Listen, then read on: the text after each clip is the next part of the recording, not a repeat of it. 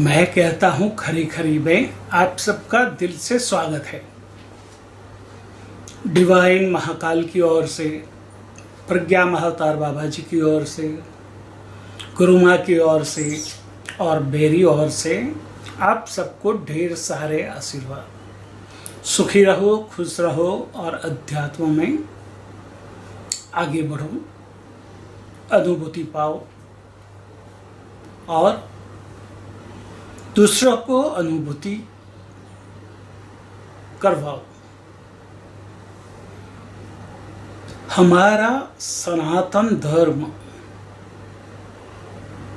अनुभव की बात कहता है। वो आप ऐसा करोगे तो ऐसा होगा, वैसा करोगे तो वैसा होगा, तैसा करोगे तो तैसा होगा, ऐसी कोई बात नहीं करता। आओ, बैठो और अनुभव करो, और यही वास्तविकता है। उसको समझने के लिए दिमाग की जरूरत नहीं है, सिर्फ आना है, बैठना है और अनुभव करना है। विश्व का कोई भी धर्म ये बात नहीं करता। सनातन धर्म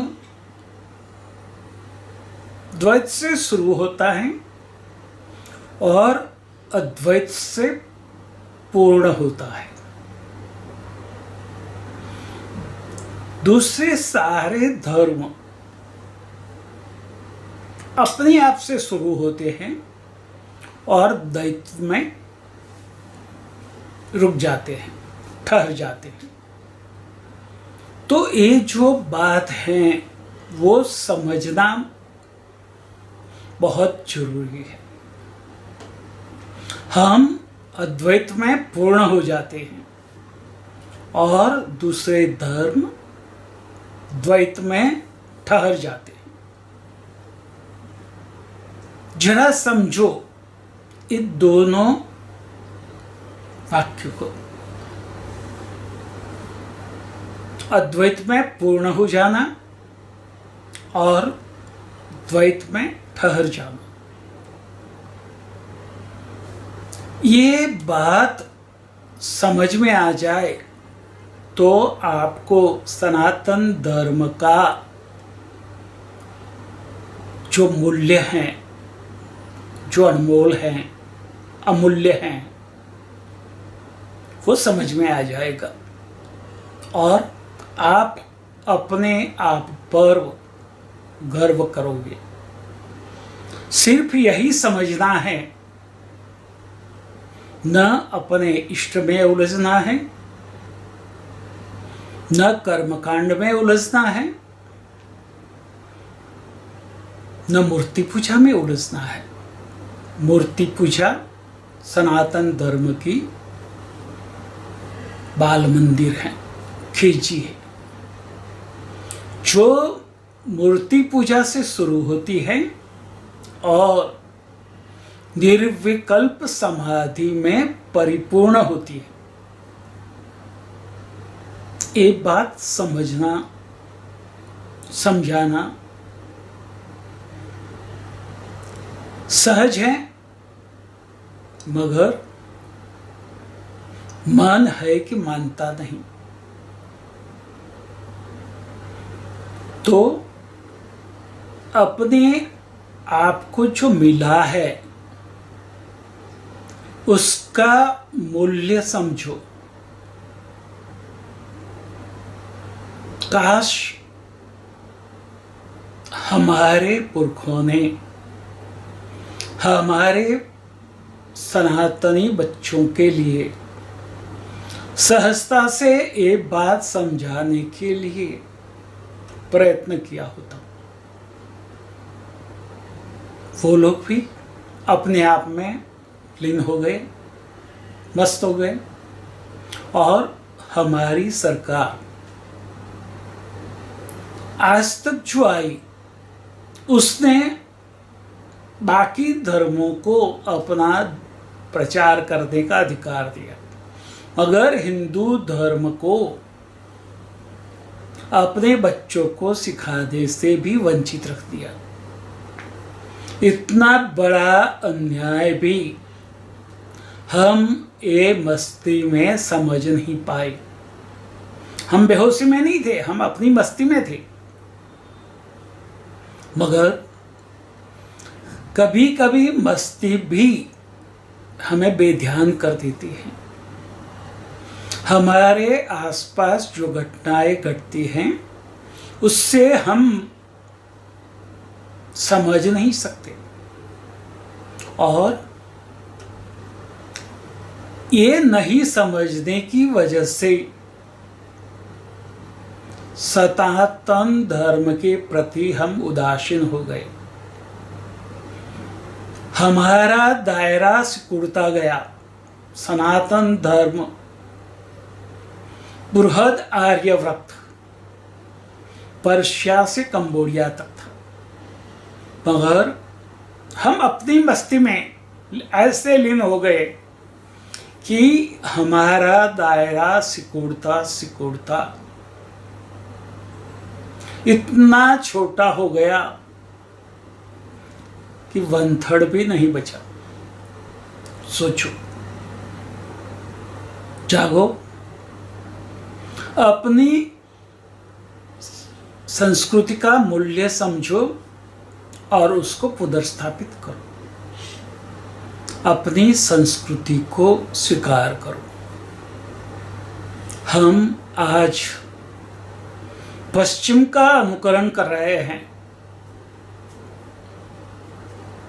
फिट टाइट जींस पहनते हैं, शर्ट पहनते हैं, टाई बांधते हैं, शूट पहनते हैं।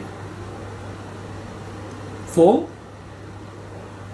पश्चिम के लिए बराबर हैं, क्योंकि वहाँ जो वातावरण है वो वातावरण से बचने के लिए ये सारा जरूरी है। हमारा पोशाक धोती और वस्त्र था, उसमें से कुर्ता पायजामा आया। मगर कुर्ता पायजामा पहनने वाले पुराने लोग हो गए, और उसी पश्चिम की नकल में हम कई स्किन एलर्जी के पेशेंट बन गए। हमारे लिए कुर्ता पायजामा है, धोती और वस्त्र हैं, सर पे तौलिया है या टोपी है। ये सब समझना है। हमें हैट की जरूरत नहीं है। हमें हमारा जो वातावरण है उसके अनुरूप पोशाक हमें धारण करना चाहिए। ये बात हम समझ नहीं सकते। कई धर्मांध भी अपने मजहब के नाम पर अपने पोशाक के ऊपर अपने आप को धार्मिक होने का दावा करके अपना अधिकार जमाते हैं। मगर सऊदी अरबिया में जो पोशाक हैं वो उनके वातावरण के अनुरूप है। वही पोशाक हम भारत में नहीं पहन सकते। ये बात भी समझनी जरूरी है। धर्म हमारी आत्मा के कल्याण के लिए है। उसको और पोशाक को कोई संबंध नहीं है। ये बात भी समझना है। हमें आगे बढ़ना है अध्यात्म में। हमें हमारे जीवन में भगवान की भगवत्ता को भुगतना है, ईश्वर के ऐश्वर्य को मानना है और प्रभु की प्रभुता को अनुभव करना है। आप जिसमें भी मानते हैं, हमारा ये शरीर भगवान की जो सृष्टि है उसको समझने और भुगतने के लिए है। उसको पहले समझो, फिर भुगतो और फिर उसे छोड़ के आगे बढ़ो। हमारा खान पान भी हमारे वातावरण पर निर्भर करता है। जो प्रदेश में जो पैदा होता है वो प्रदेश के लोगों का भोजन है। एक बात समझनी पड़ेगी। पिज्जा, बर्गर वो हमारा भोजन नहीं है। खाओगे तो परेशान होंगे, ओबेस होंगे, इंडाइजेशन आएगा, आंतों की तकलीफ होगी। ये सारी बातें हमें समझना जरूरी है।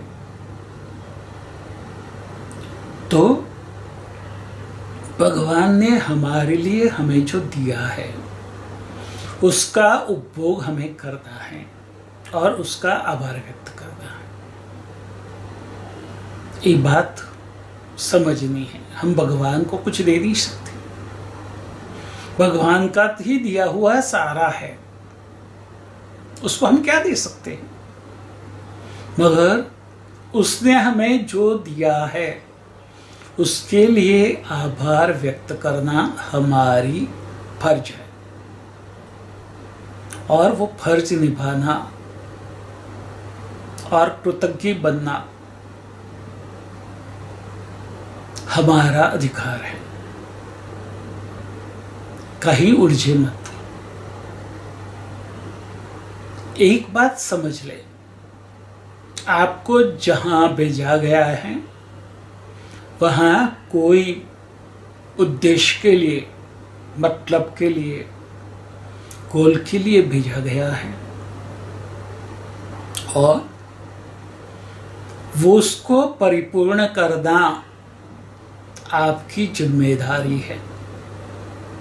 मगर आज हम यहाँ क्यों है वो बात भूल गए हैं और भौतिकवादी